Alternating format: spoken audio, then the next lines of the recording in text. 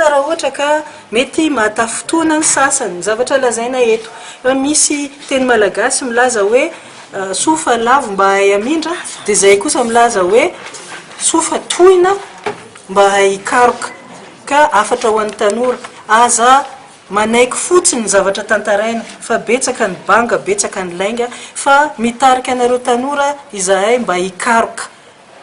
rehetra fa ohatra hoe tohina zany ny olona amin'ny zavatra resahana dia mba hitarika azy hikaroka hoe inona marina ve sa tsy marina ny resahan'ny le madama mitarika ny PSD io fa tsara ihany mba mijery document satria tezaina tamin'ny lainga ny vahoaka malagasy nanomboka tamin'ny 72 maninona ny tantaram-pirenena ny nafenina azy ka io zany ny tianay mba anairana antsika rehetrarehetra izay efa miteny foana hoe io article 54 io zay tsy manakina io article io fa ny fanatanterahana azy dia voatery foana mitondra malety be da be any amin'ny assemblée nationale satria misy magie ohatra zao ny parti eo amin'ny fitondrana zay tsy manana député na ray aza lasa izy indray ny manana député